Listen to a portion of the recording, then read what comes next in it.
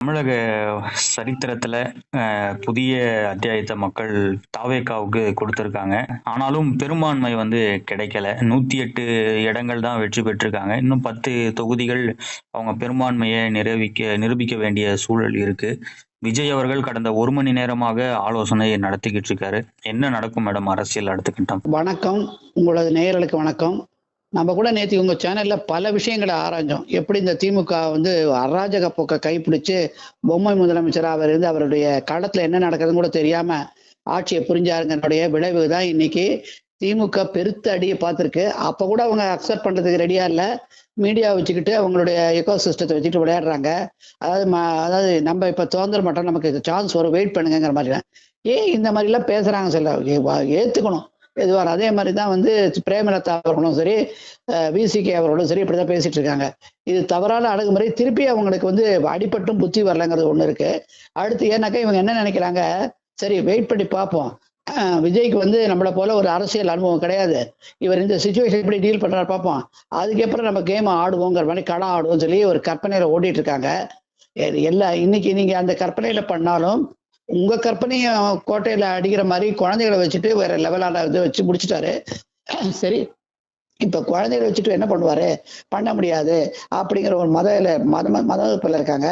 ஏன்னா அவங்கள பொறுத்த வரைக்கும் தாவேகாவுடைய சித்தாந்தமே, அதாவது தேர்தலுக்கு முன்னாடி ஒரு சித்தாந்தம், தேர்தலுக்கு பின்னாடி ஒரு சித்தாந்தங்கிறத மக்கள் ஏத்துக்கிறதுக்கு இந்த காலத்துல தயாரா இல்லை.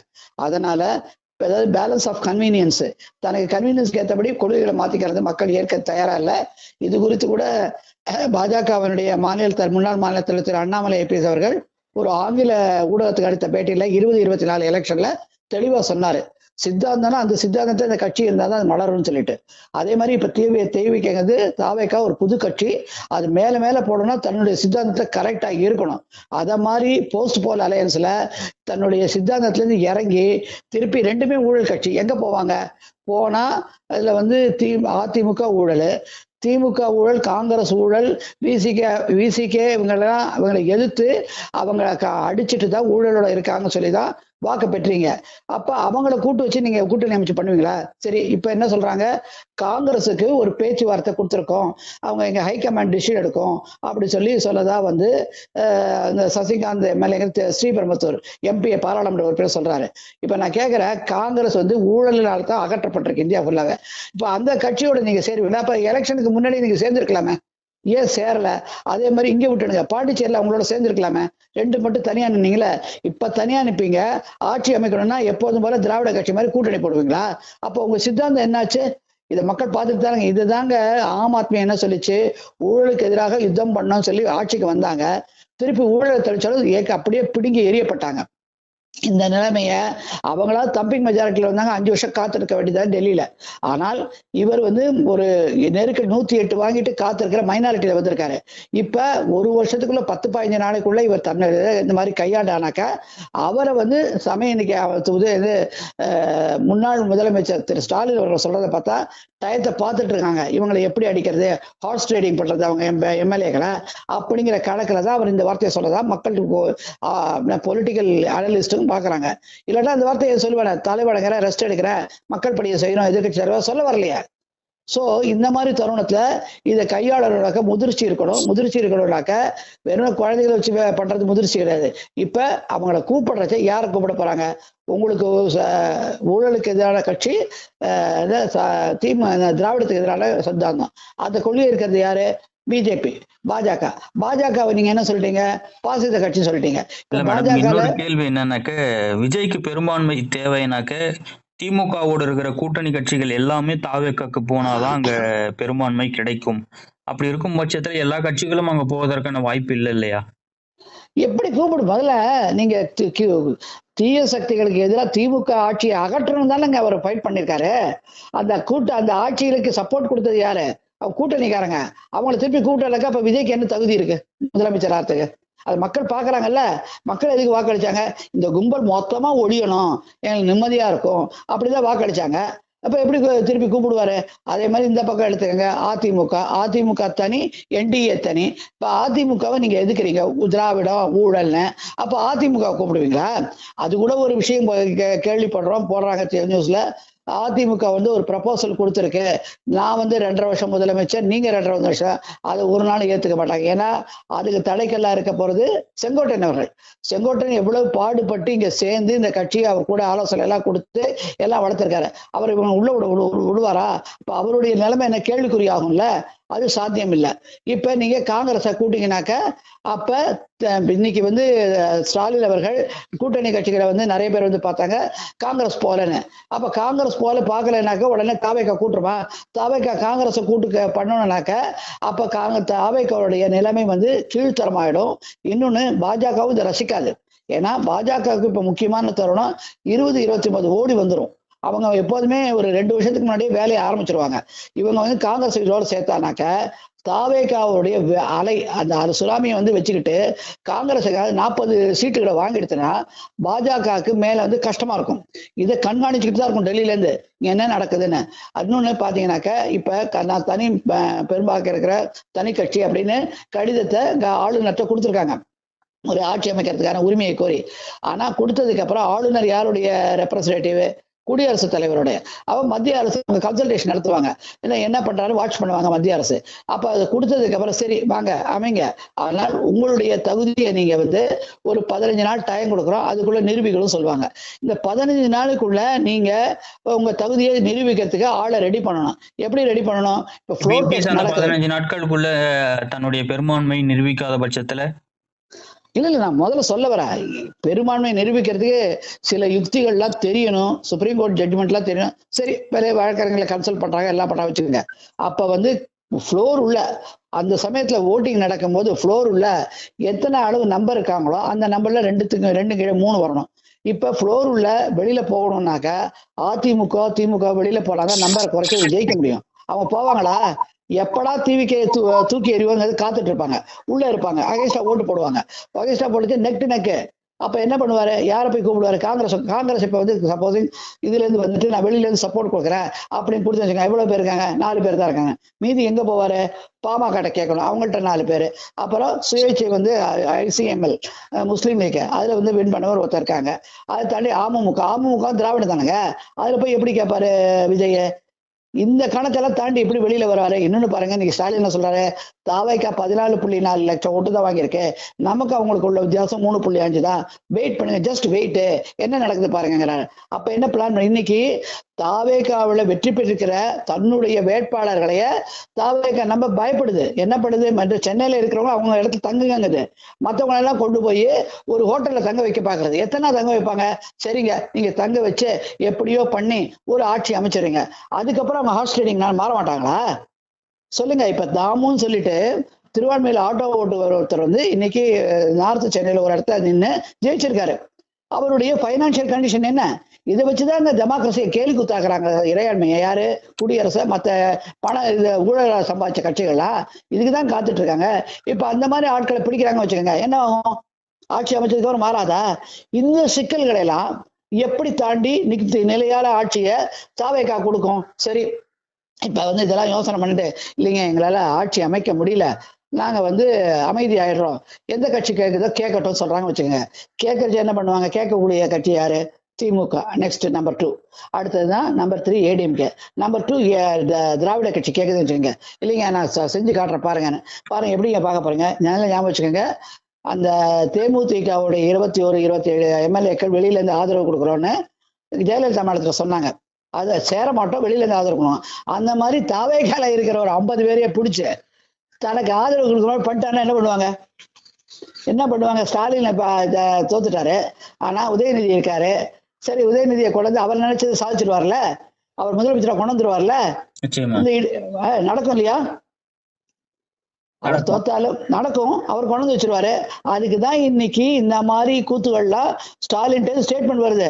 அவங்க தொண்டர்களா தேம்பி அழறாங்களாம், சீனியர் எல்லாம் கட்டி பிடிச்சு ஏன்பா அதுக்குள்ள முடிவு வந்துட்டேன், வெயிட் பண்ணுப்பா அப்படின்னு சொல்றாங்களாம். இது ஒரு புறம் இருக்க, திமுக ஒரு படம் இந்த மாதிரி கட்சி போடுது, அதிமுக 50-50 அது நிக்குது. அப்படி கொடுத்தா கூட 46 இருந்தா கூட நிச்சயகண்ட பூர்ணாயசு எடப்பாடியை நம்பிதான் இன்னைக்கு பாஜகவோட கதி என்ன ஆச்சுங்கிறத எல்லாரும் கண்கூடா பார்த்தாங்க. பெரிய கட்சி வருது, அந்த கட்சி வருதுன்னு, அதுவும் ஊழல் கட்சி, அதை ஏத்து விஜய் அவர்கள் இவங்க 2 பேரும் திமுக ஏத்துக்கலாம், அதிமுக ஏத்துக்கூடாது. அப்படி ஏத்துப்பாரு, என்ன பண்ணுவாரு? சரி அதை விடுங்க. இப்ப என்ன பண்ணுவாரு? இந்த மாதிரி சில எல்லாம் அப்படி பார்த்துக்கிட்டே இருக்கும் டெல்லியில பாஜகவோட ஒரே குறி என்னன்னாக்க, யாராவது போய் டிவிகேல ஒட்டுணியாகி காங்கிரஸ் சேர்ந்துருச்சுன்னா அதனுடைய கஷ்டம் வருகிற பாராளுமன்ற தேர்தலில் மிக மிக கடினம். அதை கணக்கு வச்சுட்டு உன்னிப்பா கவனிச்சுட்டு இருக்காங்க இருக்கிற நகர்வுகளை. அதையும் தாண்டி அதிமுக தன்னுடைய வேலையை இங்க இருக்கிற ஓட்டுகள் எல்லாம், ஏன்னா 18% ஓட்டை வந்து அப்படியே அனுபவிக்கணும் பார்த்த போது மக்கள் எதிர்த்து, அதாவது ஊழலுக்கு எதிரான யுத்தத்தை விரும்புகிற மக்கள் வந்து அப்படியே தாவைக்க போட்டாங்க. ஸோ அங்கே நம்பர் ஜாஸ்தி ஆயிடுச்சு. இப்போ அதிமுக சரி நம்பர் வர முடியல, இப்படியாவது உள்ள நுழைஞ்சிருவோமா அப்படின்னு கணக்கு பார்த்தா அதை கணக்கு பார்த்துட்டு இருக்கும் டெல்லி. ஸோ இப்போ டெல்லி தான் உங்களுக்கு ஆங்கர் ஷீட்பாங்க, அது அடித்தளம் போடுறது டெல்லி தான். என்னென்ன நடக்குதுங்கிற அளவுலாம் பார்த்துட்டு இருக்கோம். ஒரு காலகட்டத்தில் இந்த மாதிரி சுச்சுவேஷன் போறச்ச ஆம் ஆத்மி என்ன ஆச்சு இன்னைக்கு பஞ்சாப்ல கணக்கு வைங்க. ஏன்னா திமுக அதிமுக செய்யற நீங்க வேலையை தாங்க பாஜக செய்யுது, காங்கிரஸ் முன்ன செஞ்சுச்சு. ஏன் பாஜக செஞ்சா மட்டும் எல்லா கட்சியும் அழிக்குது அப்படின்னு ஒரு காலத்துல இந்திரா காந்தி இருக்கும்போது எத்தனை கட்சிகளை அழிச்சு எத்தனை ஆட்சிகளை இறக்கி எல்லா அராஜகம் நடத்தினாங்க. அதுல பாதிக்கப்பட்ட திமுகவும் ஒண்ணு. ஆனா வெக்கமான சூடு சொரணம் இல்லாம கூட்டணி போட்டு இன்னைக்கு உட்காந்துட்டு இருக்காங்க. அதனாலதான் வந்து டிவிகேக்கு முதல்லயே போய் சேர்ந்துடணும் நம்ம தேர்தலுக்கு முன்னாடின்னு சொல்லிட்டு காங்கிரஸ்ல இருக்கிற சில தலைவர்கள்லாம் கணக்கு வச்சாங்க. ஆனா அதை முறியடிச்சவர் ப. சிதம்பரம் போயிட்டு இந்த மாதிரி ஒண்ணு பிரிச்சு பண்ணாங்க. அவங்களுக்குள்ளேயே ஒரு ரைபல் இருக்கு, ஒரு எதிர்கட்சி ரிபல்ஸ் இருக்காங்க. அவங்க எல்லாம் என்ன பண்ணுவாங்க? சரி நீங்க பண்ணா என்னங்க, 4 பேர் எந்த பக்கத்துல போறாங்கன்னு தெரியாது, அவங்க உடனே வந்து டிவிகேல ஜாயின் பண்றான்னு வச்சுக்கோங்க, என்ன பண்ணுவீங்க? அது ஒண்ணு. என் மாசம் எத்தனை பேர் டிவிகளை ஜாயின் பண்ணுவாங்க? அதிமுக சரி திமுக இருந்து அது ஏத்துக்குமா? தாவேக்கா ரெண்டு ஊழல் கட்சி தானே மூணுமே. அப்ப எப்படி ஏத்துக்கும்? யாரா இருந்தாலுங்க, கம்யூனிஸ்ட் ஆகட்டும், விசிகே ஆகட்டும், காங்கிரஸ் ஆகட்டும், இந்த பக்கம் பாட்டாளி மக்கள் கட்சி, இது மட்டும் தாங்க என்டிஏல இருக்கு. அது எல்லாமே ஊழலுங்க திராவிடம். எப்படிங்க திமுக வந்து தேவைக்கா வந்து கட்சி மாறுறது கூட்டம் சேர்த்துப்பாங்க? எப்படி ஆட்சி அமைப்பாங்க? எல்லாருடைய கேள்வி என்னன்னாக்க, ஓகே விஜயால பெரும்பான்மை நிரூபிக்க முடியல, ஆளுநர் அவகாசம் கொடுக்குறாரு 15 நாள். ஓகே, இன்கேஸ் அவரால் அந்த பெரும்பான்மையை நிரூபிக்க முடியலனாக்க என்ன அடுத்த கட்ட நடக்கும் அப்படின்ற ஒரு கேள்வி இருக்குல்ல. அடுத்த கட்ட நடவடிக்கை நான் சொன்னேன். இப்ப நம்பர் 2 கட்சி யாரு? திமுக. அதுதான் இப்ப திமுக சொல்லிட்டு இருக்கு, ஏன்பா அழுறீங்க, நமக்கு சான்ஸ் கையில உழுது பாரு அப்படின்னு சொல்லிட்டு. பெரும்பான்மை இல்லையா? நீங்க என்னங்க, திமுக ஒரு முதலைங்க, அரசியல்ல முதலைங்க. அவங்களுக்கு எப்படி மிரட்டி போஸ்ட் வாங்குறது, காங்கிரஸ் போஸ்ட் மிரட்டி வாங்கினது காலகட்டம் 2G வழக்குக்கு முன்னாடி பண்ணது மக்களுக்கு தெரியும். இப்பயும் எப்படி பண்ணும் தெரியும். என்ன பண்ணும்? ஹார்ஸ் ரைடிங் பண்ணும். யாரும் தாவேக்கா இருக்கிறவங்க. நீங்க சொல்றத பார்த்தாக்க திமுக வந்து தாவேக்கா பெரும்பான்மை நிரூபிக்காத பட்சத்துல திமுக தாவேக்கால இருக்கக்கூடிய எம்எல்ஏக்களை விலைக்கு வாங்கும்ன்றத நம்ம எடுத்துக்கலாமா? ஆமாங்க. அவங்க அப்ப என்ன பண்ணுவாங்க, என்னவா நடக்குது, நமக்கு ஜெயிச்சிட்டோம், தலைவரால நிரூபிக்க முடியல, சரி நம்ம வந்து அங்க மாறிடுவோம் சொல்லிட்டு ஒரு 20-25 பேர் வந்து அப்படி மாறினாக்கா அந்த இந்த சட்டம் வந்து அவங்களை இது பண்ணாது இல்ல, சட்டம் வராது. இன்னொன்னு வந்து இப்ப தாவேக்கா சரி விஜயகாந்தோடைய டிஎம்டிக்கு வெளியில இருந்து சப்போர்ட் கொடுக்குறவங்க 27 பேர் பிரிஞ்சு வந்து கொடுத்தாங்க ஜெயலலிதாக்கு. அந்த மாதிரி தாவேக்கால அவங்களுக்கு இல்ல, தாவேக்கால அவங்க இல்ல, தாவேக்காக்கு வந்து டிஎம்கேல இருக்கிற 30 பேரை நாங்க ஃபேக்ஷனா மாறிட்டோம் வெளியில வந்து கொடுக்குறாங்க வச்சுக்கோங்க. அப்ப என்ன ஆகும்? அது நிலைக்க தக்கிறது ஒண்ணு சான்ஸ் யாருக்கு? டிவிகேக்கு. அதையும் தாண்டி ஆமா, அதையும் தாண்டி இப்ப வெயிட் பண்ணிருக்க திமுக வந்து ஹார்ஸ் ட்ரேடிங் வந்து யார பண்ணும்? அந்த தாவேக்கா எம்எல்ஏ பண்ணி முன்னமே நம்ம கேள்விப்பட்டோம். தாவேக்கா வேட்பாளர்களுக்கு நிலங்கள்லாம் கொடுத்து ஈர்க்க முயற்சித்ததாகவும் அந்த முதல் குடும்பத்துல. ஆனா அவங்க வலையில விழ, எனக்கு நம்ம ஜெயிப்போமோ இல்லைன்னு தெரியாத மாட்டிக்கிட்டா என்ன பண்றது, அப்படிதான் மிரட்டி கிரட்டி எடப்பாடியோட தேர்தல் அந்த தொகுதியில நின்னவர் வந்து விட்ரா பண்ணிட்டாரு. அந்த மாதிரி நடக்க விடாதபடி டைட் ஸ்பாட்ல இருந்ததுனால ஐயோ நம்ம இப்ப ஜெயிக்கணும் அப்புறம் பாத்துக்கலாம் சொல்லி இருக்கிறவங்க உள்ளுக்குள்ள அமைதியாவே டிவிக்கு உள்ள இருப்பாங்க. ஓகே, இன்னைக்கு ஆளுநர் தமிழகம் வந்திருக்காரு. எப்போ விஜய் போய் சந்திப்பாரு? அடுத்து ஆளுநர் எப்போ ஆட்சி அமைக்கிறதுக்காக அழைப்பு கொடுப்பார்? ஆமாங்க, இப்ப லெட்டர் அமைச்சிட்டுதான் கேள்வி வருது தேவைக்க தரப்புல இருந்து. லெட்டர் அவர் பெற்றுக்கொண்டு சரி இப்ப ஸ்டாலின் அவர்கள் ராஜினாமா கொடுத்துட்டாரு, இப்ப கேர்டேக்கர் கவர்மெண்ட் இருங்க, நான் அடுத்த ஆட்சி அமைக்கிற வரைக்கும் சொல்லியிருப்பாரு கவர்னர். இப்ப ஆளுநர் வந்தோடனே ஃபார்மலா இதெல்லாம் பார்த்துட்டு இந்த மாதிரி பொலிட்டிக்கல் சிச்சுவேஷன் இருக்கிறச்ச சில மூத்த லீகல் இலுமினரிஸ், அதாவது மூத்த சட்ட நிபுணர்கள்லாம் கன்சல்ட் பண்ணிட்டு ஒரு ரிப்ளை கொடுப்பாரு. ஏங்க நீங்க வந்து உங்க ஆட்சியை வந்து இப்ப எடுத்துக்கங்க, ஆனால் நீங்க ஒரு காலகட்டத்தை கொடுத்து இளையராஜா ஞாபகம் இருக்காங்க, அங்க கர்நாடகால கொடுத்தாங்க. ஆனா ஃப்ளோர் டிஃபீட் ஆயிட்டாரு. ஞாபகம் இருக்கா? ஆமா. அந்த மாதிரி காலகட்டம் கொடுத்து நீங்க நிரூபிக்கணும்னு சொல்லி கூப்பிட்டு ஒத்துண்டுருவாரு. அதை ஏத்துக்கொண்டு ஆட்சி அமைத்தால் தேவிக்கு நிரந்தரமா ஜெயிக்கணும்.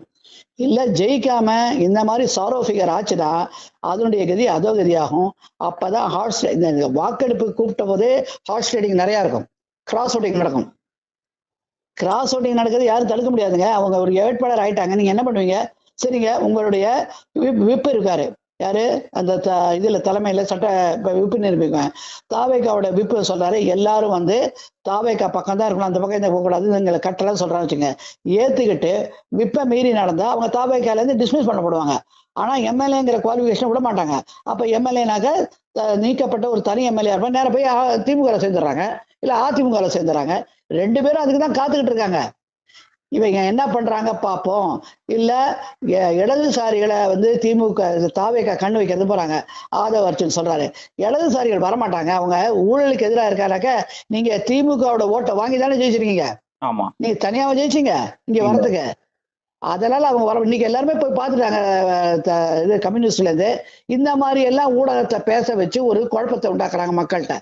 நீங்க போய் பார்த்துட்டீங்க ஸ்டாலினை, தேங்க் பண்ணிட்டீங்க. இப்ப எப்படி பிளாக் பஸ்டர் தலைமை இன்னைக்கு ஊடகங்கள்ல திருமாவளவன் அவர்கள் அவர் ஒரு பக்கம் எல்லா தலைவர்களையும் போய் பாக்குறாரு, கம்யூனிஸ்ட் கட்சி தலைவர்கள் அவரு கம்யூனிஸ்ட் அலுவலகத்துக்கே போய் பார்த்திருக்காரு. இல்ல ஆமாங்க, அவங்க என்ன சொல்றாங்க, நாங்க கூட்டணி கட்சிகள் அவ்வளவு சீக்கிரமா தளபதியை விட்டு போய், ஏன்னா இப்ப நம்ம சொல்ற சுச்சுவேஷனை பாருங்க, அவங்க போயிட்டு தளபதியுடைய எம்எல்ஏக்களை மாத்தி ஓட்டு போட்டாலும் அங்க காட்சிக்கு வந்துடும். திருப்பி இவங்க ஸ்டாலின் வர முடியுமா? எங்க நிரந்தரமா கெட்டிக்காரங்க இருக்கவங்க அந்த பக்கம் தான் இருக்கு பார்ப்பாங்க. சரி, எப்படியும் வந்து அவங்க கவுந்துட்டானாக்க திமுகவோ இல்ல அதிமுகவோ அவங்களுடைய மேஜிக்க பண பலத்தை பயன்படுத்தி ஆட்சி அமைப்பாங்க, நமக்கு சேரும் அப்படின்னு தான் யோசனை பண்ணுவாங்களே தவிர அந்த ரெக்கார்டுக்கு போக மாட்டாங்க. இதுதான் வந்து தமிழகத்தினுடைய ஜனநாயகம் இப்ப சிக்கல்ல மாட்டிட்டு இருக்கு. இன்னொன்னு பாருங்க, இன்னைக்கு ஆங்கில ஊடகங்கள்லாம் பேர் வைக்க ஆரம்பிச்சிட்டாங்க. விஜய் திவஸ், வெற்றி தினம், அடுத்து விஜய் நமக, விஜய் போற்றி, அடுத்தது விஜய் பிளாக் பஸ்டர், சினிமால பிளாக் பஸ்டர் மாதிரி அரசியல்ல பிளாக் பஸ்டரா, அடுத்தது விஜய் பாத், விஜயனுடைய பாதையில தமிழகம் போறதுன்னு. எவ்வளவு அவங்களும் ஈக்குவலாங்க ஈகோ சிஸ்டத்தை பர்ச்சேஸ் பண்றாங்க தாவேக்காவும். இல்லை இவ்வளவு அடைமொழிகள் ஏன் கொடுக்குறாங்க ஆங்கிலத்தை? ஏன் உங்களுக்கு சாதாரண விஜய் நிறுத்த வேண்டியதானே? எதுக்கு இவ்வளவு அடைமொழிகள் போய் கொடுத்துட்டீங்க? அதான் அவங்களும் பப்ளிசிட்டிக்கு அலையிறாங்க. திமுக எப்படி பப்ளிசிட்டிக்கு அலைஞ்சதோ ஆரம்பத்திலேயே அது விஜய்க்கு தெரியுமா தெரியாதுன்னு தெரியல, தாவேக்காவும் பப்ளிசிட்டிக்கு அலையிறாங்க. பப்ளிசிட்டிக்கு அலையிறவங்க ஆட்சியில எப்படி கவனம் செலுத்துவாங்கிற ஒரு கேள்வி இருக்கு. நான் சொன்ன மாதிரி இப்ப ஆட்சி அமைச்சு ஏதாவது பண்ணாலும் சரி, இன்னைக்கு என்ன மாண்புமிகு பாரத பிரதமர் சொன்னாரு, ஆட்சி அமைங்க, எங்க தரப்புல இருந்து எந்த ஒத்துழைப்பையும் கொடுப்போம், தமிழகத்தை முன்னேற்றத்துக்கு ஒரு வார்த்தை சொல்லிட்டாரு. அதுக்கு முன்னாடி சோடங்கர் சொல்றாரு, காங்கிரஸ் உங்களுக்கு ஒத்துழைப்பு கொடுக்கணும். உடனே 1 மணி நேரத்துக்குள்ள மாண்புமிகு பாரத பிரதமர் ஒரு பாஜக மூத்த தலைவரா இந்த ஸ்டேட்மெண்ட்டை கொடுக்குறாரு. அப்ப என்ன பண்ணுது, ஐயோ காங்கிரஸோட சேர்ந்துட்டா என்ன பண்ணுது, எப்படி தடுக்கிறது உடனே கொடுக்குறாங்க. அப்படி இருக்கிற பட்சத்துல பாஜக என்ன பண்ணும்? சரி இப்படி பண்றாங்களா, நம்மளும் ஒரு ஸ்ட்ராட்டஜி பண்ணுவோன்னு எல்லாமே வாஷிங் மிஷின் பேர் வச்சிருக்காங்க பாஜகவுக்கு. அஜித் பவர் அந்த மாதிரி எல்லாம், ஏக்நாத் ஷிண்டே மாதிரி. ஏக்நாத் ஷிண்டே போடுறதுக்கு யாரே வீக்கா இருக்கிற கட்சி எது? ஏற்கனவே சொல்லிட்டு இருந்தாங்க, சில பேர்லாம் பிடிக்கணும், வலை போட்டு பிடிக்கிறது கூப்பிடுவாங்க. அப்படி மக்கள் பேசிக்கிறது நம்ம சொல்லல, தாராளமா அண்டர்லைன் பண்ணி சொல்றோம். மக்கள் இங்க இருக்க அவசரம் என்னுடைய ஃப்ரெண்ட்ஸ் எல்லாம் இருக்கு, பேர் சொல்றாங்க, அட்வொகேட்ஸ் எல்லாம் வந்து கூப்பிட்டு வச்சுட்டு, அப்பா இங்க வரீங்களா, இல்ல நீங்க பாட்டுக்கு போயிட்டு அங்க போய் நீ சேர்ந்தீங்கன்னாக்கா, வெளித்தரவுல ஆதரவு கொடுத்தீங்கன்னாக்க மாநிலத்துல இருக்கிற ஆட்சி தான், அந்த கட்சி தான் எஃப்ஐஆர் போடணும். லஞ்ச ஒழிப்பு கேஸுங்க எஃப்ஐஆர் போட பிறகு எங்கிட்ட ஈடி இருக்கு, உள்ள எழுதிருவாங்க. அதை கேஎன் நேரு அவர்களுக்கு எஃப்ஐஆர் வந்து போட மறுத்தது திமுக, அவங்க மினிஸ்டர் மேலேயே. அதனால எங்களுக்கு ஈடி போக முடியல. ஏன் ஈடி கொண்டு வந்து அரெஸ்ட் பண்ண பல பேர் கேட்கறாங்க. இறையாண்மையில இப்படிதான் இருக்கு. ஃபர்ஸ்ட் ஊழல் வழக்கு மாநில அரசு தான், அவங்க மினிஸ்டருக்கு மேல பண்ணுவாங்களா அவங்க? அதனாலதான் எங்களால மேல எடுத்து செய்ய முடியல. இப்ப விஜய் கட்டாயமாக உங்கள் மேல ஊழல் வழக்குகள் செய்வாரு. ஏன்னா உங்களை ஒழிக்கணும், ஊழல் வழக்குன்னு நினைக்கிறாரு. அவர் ஆட்சியில அமைச்சோன்னா அத்தை எப்படி ஜெயலலிதா மேல டிஸ்ப்ரொபோர்ஷனட் கேஸ் திமுக போட்டதோ, இப்ப தாவேக்கா 2 கட்சி மேலேயும் சர மாதிரி அடிப்பாரு. அடிக்கிறச்ச எல்லாம் மொத்த திராவிடமும் அப்படியே கொலவளைஞ்சு போயிடுவாங்க. எப்படி கெட் ரிட் ஆஃப் ஆவாங்க? இனிமேல் சும்மாவது பெயில வாங்கிட்டு, ஏற்கனவே பல வழக்குகள் சுப்ரீம் கோர்ட்ல ஸ்டேல இருக்கு, ஸ்டே வெக்கேட் பண்ணுவாரு. இப்ப ஸ்டே வெக்கேட் பண்ணாத காரணம் திமுக தான் கட்சி தொண்டர்கள் அந்த காலத்தை காப்பாற்றணும்னு. இனிமே இவர் காப்பாற்ற மாட்டாரு. இவருடைய ஒரே குறிக்கோள் யார? உதயநிதியை பழி வாங்கணும். அதுக்குதான் அந்த கட்சி ஆரம்பிச்சது. இப்ப உதயநிதி மேல இருக்கிற டாஸ்மாக் வழக்கு சென்னை உச்ச நீதிமன்றத்துல ஸ்டே வாங்கியிருக்காங்க திமுக வில்சன். அந்த ஸ்டேயை வெக்கேட் பண்றாங்க வச்சுக்கோங்க. 1000 கோடி ஊழலை வந்து சென்னையுடைய உயர்நீதிமன்றம் விலாபரியா கேட்டு ஊர்ஜிதம் செய்திருக்கிறது. இப்ப திமுக ஏதாவது சில்லுமுள்ளு பண்ண ஆரம்பிச்சா ஆட்சி அமைச்ச கையோடையே இவங்க அது கையில எடுப்பாங்க. யார ஃபர்ஸ்ட் உதயநிதி பட்டன் அமுக்கும், அங்க சட்ட ரீதியாக கை வைப்பாங்க. அப்ப என்ன பண்ணுவாங்க? சிம்பதி தேட முடியுமா? இங்க மக்களே காத்திருக்காங்க, எப்படி அடிப்பாங்கன்னு காத்துட்டு இருக்காங்க பொதுமக்கள். யாரும் கண்டுக்க போறது இல்ல. இந்த மாதிரி சிக்கல் எதிர்ப்பு தரப்புல அந்த மாதிரி அந்த சிக்கல்ல அப்ப மக்கள் என்ன பண்ணுவாங்க? சரி ஆட்சி அமைக்கலனாக்க ஜனாதிபதி ஆட்சியை ஒரு 6 மாசத்து காலத்துக்கு ரெக்கமெண்ட் செய்வாரு கவர்னர். அந்த 6 மாச காலத்துல மக்களுக்கு போய் உள்ள திட்டங்கள் தடைபடும். அதாவது பட்டா மாற்றம், இலவச இது, பர்த் சர்டிஃபிகேட் இஷ்யூ பண்றது, இதெல்லாம் தேர்தல் அதிகாரிகள் நியமிக்கப்படுவாங்க. 3 தேர்தல் அதிகாரிகள், சாரி IAS அதிகாரிகள் ஸ்பெஷல் ஆபீஸரா இருப்பாங்க. அவங்க கண்ட்ரோல் ரேஷன்ல ஏதாவது மாற்றணும் முடியாது. இந்த மாதிரி நிர்வாகம் ஸ்தம்பித்து போகும். அப்ப யார் பாதிக்கப்படுறது? யாரு? பொதுமக்கள். இதையும் கணக்குல எடுப்பாரு கவர்னர் ஏதாவது சொல்றதுக்கு முன்னாடி. இவ்வளவு நடைமுறைகளை சந்திக்க போவது தமிழ்நாடு. அதனாலதான் யாரு முன்ன ஜெயலலிதாவுக்கு கொடுத்தே இல்ல திராவிடம், டிஎம்டிகே திராவிடம், அதிமுக திராவிடம், அண்டர்டேக்கிங் கொடுத்துட்டாங்க. அதே மாதிரி ஊழல் திமுக, நான் செக்குலர் மைண்டட் திமுக, செக்குலர் மைண்டட் காங்கிரஸ், அவங்க வெளியில கொடுத்துட்டாங்க. அதனால தப்பிச்சிருச்சு. இப்ப எப்படி தப்பிக்கும்? இத பாருங்க, இவ்வளவு இது இருக்கு. மக்களே என்ன தெரியுமா பேசுறாங்க? இப்போ புரட்டி விட்டுருக்காங்க. சரி சரி நம்ம என்ன பங்காளி தானே, நீ நானும் ஒன்னா சேர்ந்துருவோம் அப்படின்னு சொல்லி திமுக அதிமுக ஆஃபர் கொடுக்கறதாவும், வாங்க வாங்க நம்ம இந்த மாதிரி பண்ணிட்டாங்கன்னா நம்மள ஒழிச்சிருவாங்க, விஜய் ஒழிக்கணும், வாங்க சேர்ந்துக்கலாம். இந்த மாதிரி இதுல ஜார்க்கண்ட்ல ஒரு சுச்சுவேஷன் அரைஸ் ஆச்சு. அந்த மாதிரி பண்ணுவாங்க, அது பண்ணுவாங்கன்னு சொல்றாங்க. இந்த மாதிரி ஒரு லைன் ஆஃப் திங்கிங் போகணும். அதை சென்னை சரி மத்திய அரசு கண்காணிக்கிறதுக்கு விடாது. இந்த மாதிரி திருப்பி ஊழல் சேர்ந்துட்டா எப்படிங்க திருப்பி பாஜக உள்ள நுழையும்? பாஜக இப்பதாங்க சான்ஸ் கிடைச்சிருக்கு, திராவிட இல்லாத நிலைமை உருவாக்கி இருக்கு. அதை ஸ்தாபிதம் பண்ணி தான் மேல வரணுங்கிறத நினைப்பாங்க பொலிட்டிக்கல் அனலிஸ்ட்லாம் சொல்றாங்க. நான் சொல்லல, அரசியல்வாதிகள் பேசிக்கிட்டு இருக்காங்க, நம்ம கிட்ட எல்லாம் சொல்றாங்க அட்வைஸ் கேட்கறச்ச. இதுதான் நிலைமை. அதை பார்த்துட்டு ஒருவேளை அதிமுக இருக்கிறவங்க பிஜேபியில ஜாயின் பண்றதுக்கான முகாந்திரங்கள் அதிகமா இருக்கு. ஏற்கனவே அந்த மாதிரி பேச்சுவார்த்தை ஓடிட்டு அப்புறம் தடுத்து நிறுத்தி அவர் ரீட்டைன் பண்ணாரு எடப்பாடி, அவங்க பேச்சை கேட்கறேன்னு. ஆனா கவுத்து விட்டுட்டாருங்க. அதெல்லாம் கவுத்து விட்டதுனால இவரை நம்பி இனிமே அதிமுக எப்ப ரிவைவ் ஆகும்போது நம்ம அங்க போயிடுவோம், நமக்கு வழக்குகள்லாம் இருக்கு, ஒரு விடிவு காலம் அப்படின்னு சொல்லி 20 பேர் இங்க சேர்ந்துட்டானாக்க சென்னைக்கு சரி திருச்சி கிழக்குடைய அந்த தொகுதியை ராஜினாமா செய்துதான் ஆகணும். யாரு? விஜய். இல்ல பெரம்பூர் ராஜினாமா பண்ண மாட்டாங்க, தலைநகரத்தில் இருக்காங்கல்ல, அதை ராஜினாமா பண்ணால் கிழக்கு தொகுதியில ஓய்வு பெற்ற IAS அதிகாரி சகாயம் அவர்களை நிற்க வைப்பதாக ஒரு செய்தி ஒண்ணு வெளியாகிட்டு இருக்கு. அது எந்த செய்தியில வெளியாகும். ஆனால் எல்லாம் செட்டில் டவுன் ஆகணும். முதல்ல டிவிகேக்கு ஒரு நிம்மதியான நிலைமை சூழல் உருவாகணும். இந்த மாதிரி ஒரு பொலிட்டிக்கல் காம்பினேஷனை உருவாக்குறது பிஜேபினா, பிஜேபி என்ன பண்ணும்? அட எங்க சீஃப் மினிஸ்டர் வரணுங்க அப்படின்னு சொல்லி நம்ம ஒரு பிரபலமான அவங்களுடைய சீஃப் மினிஸ்டர் ஒரு கேண்டிடேட் இருப்பாரு, அவரை நாங்க திருச்சி கிழக்குல இருக்க வைக்கிறாங்கன்னா ஆட்டோமேட்டிக்கா டிவிகே கட்டாயம் ஏத்துக்கும். அவருடைய கொள்கையை தான் என்று பேசியது தாவேகா, அந்த வார்த்தைகளை தான் சொல்லிச்சு. அதை ஏத்துக்கொண்டு அவரு ஒருவேளை அந்த மாதிரிலாம் நடந்து அவர் வெற்றி பெற்றால் அவரை கூட முதலமைச்சராக ஏத்துக்கிறதுக்கு டிவிக்கு தயாரா இருக்கும் விஜய். ஏன்னா அவர் கஷ்ட காலத்துல அவரை காப்பாத்தியது நம்ம குறிப்பிட்ட ஒரு தலைவர், அதை ஏத்துக்கும். ஏன்னா அவருடைய கொள்கையும் திராவிட இல்லாத ஆட்சியில தான் நான் நிக்கணும் ஆசைப்பட்டதா சில பேர் சொல்றாங்க. இப்ப திராவிட இல்லாத நிலைமையில இருக்கிறதுனால நிக்கிறதுக்கு சான்ஸ் இருக்கு. நின்று அவர் வெற்றி பெற்றால் அவர் தான் பாஜகவினுடைய NDA ஆட்சி வரைச்ச அவரை முதலமைச்சராக டிவிகே ஏற்றுக்கொள்வார். ஏன்னா அவருக்கு மத்திய அரசுல இருந்து இருக்கிற கட்சி இங்க வந்தாலும் அவருக்கு நிம்மதி, வேற ஏதாவது பின்னாடிக்காரங்க தொந்தரவு பண்ணாலும் பாதுகாப்பு கொடுக்கும் அப்படிங்கிற திங்கிங் வரும் என்று அரசியல் நிபுணர்கள் கூறுகிறார்கள். நம்ம சொல்றதா உடனே மக்கள் நினைக்க வேணாம், ஏதாவது அடுத்தது போடுவாங்க கமெண்ட், இவங்க எப்ப மாறினாங்கன்னு. நமக்கு வர தகவல் இந்த மாதிரி ஒரு சூழ்நிலை உருவாகிறதுக்கும் சான்ஸ் இருக்கு. இந்த மாதிரி நிறைய ஆப்ஷன்ஸ் இருக்கு. எந்த ஆப்ஷனை ஒரு முதிர்ந்த அரசியல்வாதியா இருந்தா டக்குன்னு டிசைட் பண்ணுவாங்க. ஆனால் இப்ப இந்த மாதிரி அவங்க ஃபர்ஸ்ட் டைம் வரதுனால இதை போட்டதுதான் போட்டாங்க வாக்காளர்கள். இன்னும் ஒரு 20 தொகுதியில ஜெயிக்கிற மாதிரி அந்த குழந்தைங்க வேலை பண்ணி கொடுத்துருந்தா அவர் நிம்மதியா இருந்திருப்பாரு. ஆப்போசிட்ல குழந்தைங்க விட்டாங்கன்னா குழந்தைங்களே இப்ப வீட்டுல பூஜை பண்ணி அழுதுதான். எப்படியாவது எங்க தலைவர் முதலமைச்சர் எங்க தலைவர் வீட்டுல பூஜை எல்லாம் நடக்குது குழந்தைங்க. இப்ப லீவு நாள்ல இருக்கனால குழந்தைகளுக்கு நிறைய வசதியா இருக்கு. எல்லாம் டிவி பாக்குது, யூடியூப் பாக்குது. எப்படி பண்ணலான்னு போய் கூகுள்ல தட்டி பார்க்கலாம். நேற்றுக்கு ஒரு உதாரணம் சொன்னேன். அந்த விஜய் இங்க வந்த போது நடந்தது. தாம்பரத்துல ஒரு ராம்குமார் ஒருத்தர் வெற்றி பெற்றிருக்காரு. அவருக்கு அங்க இருக்கிற குழந்தைகள்லாம் சாயந்தரம் வேலையில விளையாட போறேன் அவ வீட்டுல உட்காந்து இன்ஸ்டாகிராம் இதெல்லாம் சாஃப்ட்வேர் எல்லாம் பண்ணி கொடுத்துருக்காங்க. வெற்றி பெற்றதுக்கு அப்புறம் அவர் என்ன பண்ணிருக்காரு, அந்த குழந்தைகளை தேடி பார்த்து ஒரு வாழ்த்து சொல்லணும், மரியாதை செய்யணும். வந்த போது ஒரு பையன் 9வது 10வது போயிருக்கான். அவன் டியூஷனுக்கு போயிட்டு சைக்கிள்ல வரானா. அந்த தெரு வச்சு, தம்பி உங்க வீட்டுக்கு தான் போயிட்டு இருக்கேன், வா வா அப்படின்னு ரோட்ல நிறுத்தி அந்த குழந்தை மேல மாலையை போட்டு துண்டை போட்டு போட்டோ எடுத்து கட்டி அடிச்சு போட்டோ எடுத்து அவனுக்கு ஒரு காவி கொடுங்க. அந்த குழந்தை ஒரு 7 நிமிஷமா இருக்கு. வீட்டுக்கு ஓடி அவங்க பாட்டி அப்பா அம்மாட்ட காட்டுது, என்ன திட்டினீங்களே, எனக்கு மரியாதை கிடைச்சிருக்கு பாத்தியா, அதான் விஜய் அப்படின்னு சொல்லுதான். இந்த மாதிரி இந்த குழந்தை இப்ப 10வது போகுது, அது 16 வயசு, இன்னும் 2 வயசு கழிச்சு 18 வயசு ஆயிடும்.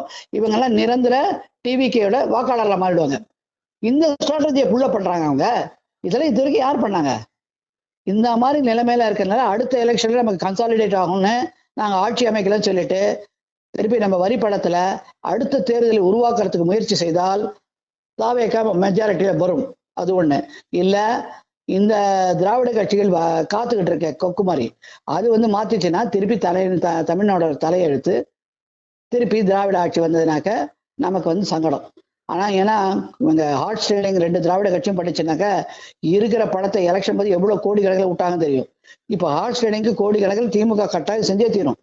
அவங்களுடைய உதயநிதியை கொண்டு வரணும் வெளியில இருக்காங்க. அதனால அது வந்துருச்சு. திருப்பியும் தமிழ்நாட்டுல கொலை கொள்ளை டாஸ்மாக் எல்லாம் தொடரும். அதனால மக்களே, நம்ம தாவேகா வெற்றி பெற்ற வேட்பாளருக்கு ஒரு வேண்டுதல் வைக்கிறோம். எந்த இதுக்கும் அசைஞ்சு போகாதீங்க, மக்களை காப்பாத்துங்க. உங்களை நம்பின மக்களை ஊழல் இல்லாத ஆட்சி கொடுக்கறது திடமா இருங்க. எந்த ஒரு நப்பாசைக்கும் போயிடாதீங்கிறது ஒரு வேண்டுகோளா ஒரு வாக்காளரா வைக்கிறோம்.